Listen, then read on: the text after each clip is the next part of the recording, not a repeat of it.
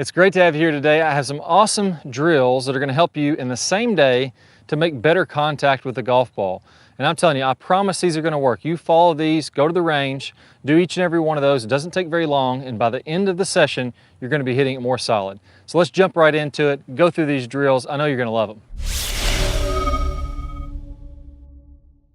I have got a ton of great videos coming out for you this year, and I don't want you to miss out. Now, the only way you're going to see my latest releases is if you click that subscribe button down below. Go ahead and click that right now. Hit the thumbs up button. That really helps us out. And post your comments. I would love to hear from you. All right, so the first drill is spraying some foot spray powder on your club face, which is going to make that completely white. And then when you hit the golf ball, it's going to show you where you hit it on the club face. Now, I like to use this Dr. Scholl's Odor X foot spray powder. It comes in a yellow can. I get it on Amazon. It's only a few bucks for a can like this, and it lasts quite a few sprays, quite a few golf balls. What that's going to do, what you'll notice when you start to hit some shots doing this, is you're going to see a pattern either toward the heel or the toe that most players tend to fall into. And once you're just aware of that pattern, simply try to hit on the other side of the face. So there, I felt like I was a little thin and a little bit on the heel. Not the best shot ever, but it is on the green, actually about 15 feet short of the pin. But you're gonna see a little bit thin. So on there, I would just try to do the opposite of wherever I'm off. I'm gonna go a little bit higher on the face and try to get a little bit more of a divot on my next swing. Doesn't matter if you're heel, toe, thin, heavy, whatever it is, just being aware of what's happening. You hit 3-4 shots, you're going to start to see a pattern, and then you can adjust that pattern to get more toward the sweet spot. It's really that simple. It doesn't have to be any more complicated. We don't have to get into all these crazy swing ideas and techniques and swing planes and arrows and all this stuff. Sometimes just being aware of what's going on and trying to adjust, just like that, 3, 4, 5 swings, you're way better. So hit 5 shots. Once you see a pattern, start to adjust. That's the foot spray powder drill. That's really going to help you a lot. All right, drill number 2 for solid contact. This is going to work on your contact with the ground, which is probably the most important that I see for most intermediate, even slightly advanced golfers, is they struggle hitting the ground at the exact same point every single time. It results in heavy shots and thin shots. And again, it's about being aware of what's going on. So here's what I do. It's called the 3-tee drill. I set up 1 tee, just like the golf ball that I'm going to hit would be in the middle. I'm going to set up 1 tee about 6 inches behind that golf ball and just barely sticking out of the ground, just about a 1/4 inch or so out of the ground. And then the same thing, 6 inches in front. And that tee is going to be just slightly higher. All these are somewhere between a 1/4 inch and a 1/2 inch off the ground. So basically how you would tee it up if you're going to hit on a par 3. Now from here, what I want to do is I want to swing and hit this golf ball. I want to miss that back tee. I want to come down and through and have my divot clip this front tee out of the ground. In order to do that, what I like to feel, a little trick here, in my backswing, I like to feel like I unweight my left heel just slightly. You don't have to lift it up in the ground very much, but I just want to unweight it. And then to start my downswing while I'm still at the top of the swing, I want to press that heel into the ground. That's going to help me to shift my weight to the left, hit this ball, and then this front tee. So let's go ahead and try it out.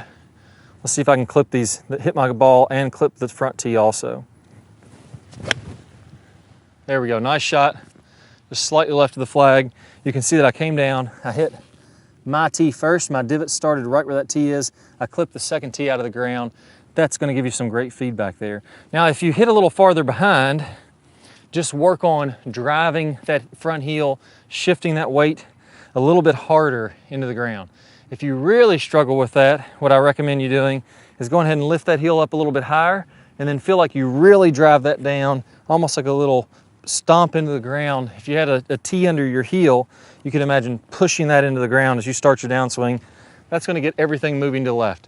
Second key there, make sure when you come to your full finish, I want my right toe to be completely off the ground, swiveled all the way around, and my hips to be facing the target. Nice full finish like that. If I can do that, it's going to help me to hit through the golf ball instead of falling back. So those are 2 keys that really help.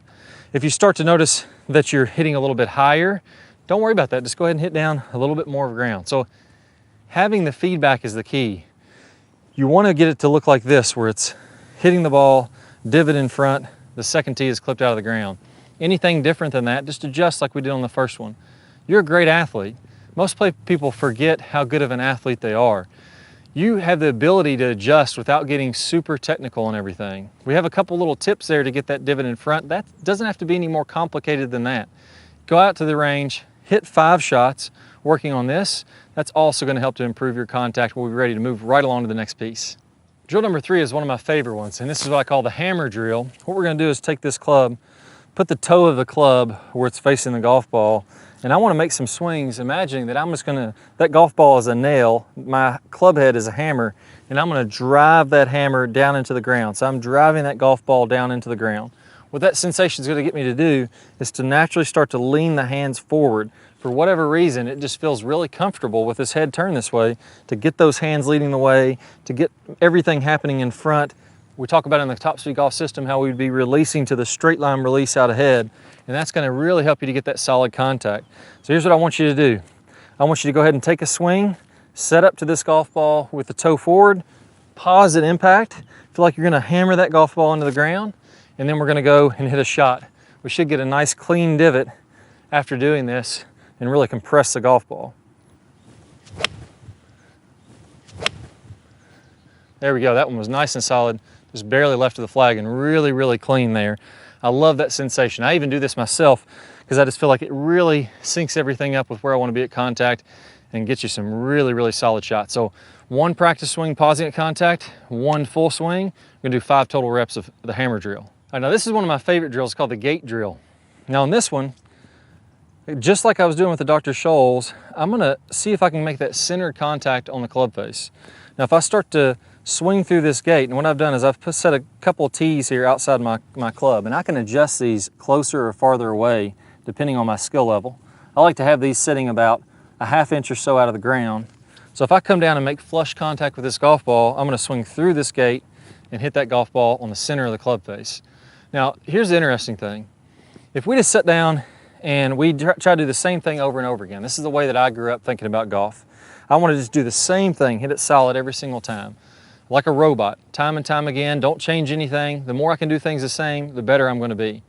Well, in reality, through all the research that's been done through motor learning, what they found is the best way to train, the fastest way to learn to hit the center of the face is something called random practice. And what you would do is you would purposely hit on the toe and hit on the heel and go back and forth, toe, heel, toe, heel. That way you can get an awareness of where you're hitting on the club face. And that's the perfect drill to use for this tee drill. So what I'm gonna do, and another interesting fact here, is if I'm hitting a little bit too much on the toe side and I wanna hit a little bit more toward the heel, my natural inclination would be to line the club up on the heel and try to swing down and through more toward the heel side. Now, in reality, your brain's smart. It sees that you're lined up on the heel and it adjusts in your swing, and it'll usually come back in and hit toward the toe. So you start toward the heel and it'll adjust and hit toward the toe again. So no matter how much you line up at the heel, your body adjusts and goes toward the toe.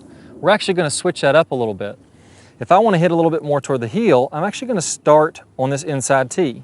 So I'm gonna set my club up just like I would normally hit the golf ball. And then I'm gonna pull it in toward this inside tee. So my heel of my club's kind of resting on that tee.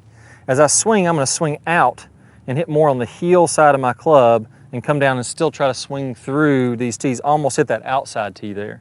So swing number 1, start on the inside tee and swing out to the golf ball. There we go. I was able to make that happen just slightly on the heel side, just barely left of the flag. Another shot on the green. Now I want to vary that up. I don't want to do the same thing over and over again. If I want to learn fast, I have to alternate. So on this next swing, set the ball there again. I'm going to line up a little bit on the toe or on the outside of this with my club on this outside tee. As I swing, I'm going to swing in and try to hit a little bit more on the toe. So this time, setting up on the outside tee, swinging in. There we go, that one's dead straight at the flag. Probably the straightest one I've hit so far. And that one started a little bit out and moved in. Now, that sounds pretty crazy, I have to admit. You're lining up toward the heel, you're lining up toward the toe, it doesn't sound consistent. So why is this so much better? Well, 2 things are going on here. Your body's ability to adapt and adjust is being improved. So sometimes I'm gonna start hitting on the heel all the time and I'm not gonna feel like I can change. By doing this drill, starting on the inside and swinging out to the heel, starting on the outside, swinging into the toe, now I know how to adjust. I know the feeling of how to adjust, and I can do that on the fly. If I ever have a day where I just keep on hitting the driver in the heel, this works the same with the driver, then I can adjust and hit it more toward the toe or more toward the sweet spot. I can do that in 1 or 2 swings and my day's saved. My round isn't a disaster. Now, that's the first thing that's going on. You have the ability to adjust. Number two, by being able to control this like that, now you're better having awareness of where the club face is. If I do the same thing over and over and over again, I may get into a habit of hitting off the heel or the toe and not even realize it. It may feel more comfortable. I may have better practice when I try to line up and do the same thing every time, but when I get out to the course, it doesn't transfer over. I don't have as much control of that golf club. If I practice this way, it's tougher when you practice. You always want to make your practice the hardest, and that way the on the course seems easier, but it's tougher when you practice here. When you get to the course, it's easier, and you know how to have an awareness of this club face. So do those drills. I promise you, those sound crazy, but if you do them, you will have better contact. Follow this up. The final 5 reps, I'm just going to lay down golf balls, and I'm going to try to hit 5 shots as clean and solid as I can, nice and straight toward the middle of the green. If you do these drills, it's going to work wonders for your golf game. Right, so I was actually sitting here struggling a little bit after shooting this video, that last clip there, and I'll tell you why.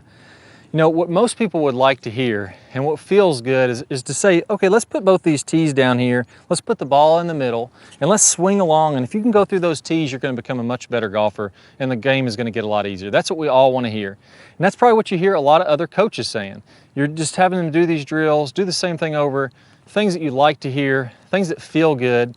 So why is it that I'm promoting to do something that isn't as fun, that is a little bit more of a struggle, and is a little bit of a weirder drill? Well, here's the thing. Here's what the research has shown, and really the reason this is going to make you so much better of a player. If I sat down at the driving range and I did these last 5 reps and I put the ball between the tees, and I just hit that ball every single time, and I said, okay, I'm going to miss those tees and I'm going to hit this ball solid. I'm not going to worry about changing it up and adapting and do all that frustrating stuff that's a struggle. What's going to happen is my performance on the driving range is going to be much better. You're going to hit the ball better right now. But the problem is I didn't really learn anything about how to adjust and adapt when things get off. So when I take it to the course, and maybe I have a downhill lie, a side hill lie, I'm hitting it off the heel, I'm hitting it off the toe, all these different things are happening to me. When things get off track, I have no ability to adjust. So even though my performance was high on the range, it's going to be low on the course. It's going to plummet. We've all had those times where you take out your 7-iron or your 8-iron and you hit 30 or 40 range shots in a row, you're hitting it great, and then you go to the course where you have to switch up the shots, you only get 1 7-iron, then you got to hit a driver, then you got to mix up all these clubs, the performance tanks again. So the research has shown that if we really want to improve our performance, if we want to go to the course where it matters and be able to hit the real good shots when it matters most, we have to make practice a struggle. We have to do these drills that force us to get out of our comfort zone, to learn how to control the club even better. It's going to be harder. You're not going to have as much fun on the driving range, but it's just 5 swings. Anybody can struggle through anything for 5 swings and get a little bit out of that and get a step higher and improve a little bit more. Not going to be as fun on the range, but it's a lot more fun when your scores go down. So that's why I'm recommending this stuff. So how do I make this even easier? There is a little bit of technique. We didn't touch much on technique in this video. One of the things that really helps with all these contact drills, and what I see players struggling with, is coming over the top and getting steep, and we're kind of chopping down into the ball. Even if you're just doing that a little bit, that really makes it tough to have these nice, solid, compressed golf shots. One of the things that's going to help this more than anything is what I call the move, and that's shallowing out this club in the transition, getting that club into the slot, so now I can deliver the club very consistently into the ball. That piece of technique is really going to help these drills to happen. So I'm going to play one of the best previews of a move drill, the tennis racket drill. I'm going to come up just 1 second. Just click the card that pops up on your screen or the link down below in the description. When you pair up the move with what we did on these drills, your game and your ball striking is going to get better. It's going to be a little bit of work. It's going to be 5 or 6 swings, a little bit of a struggle, but we're going to get better. We're going to hit more solid shots. I'll see you in the move.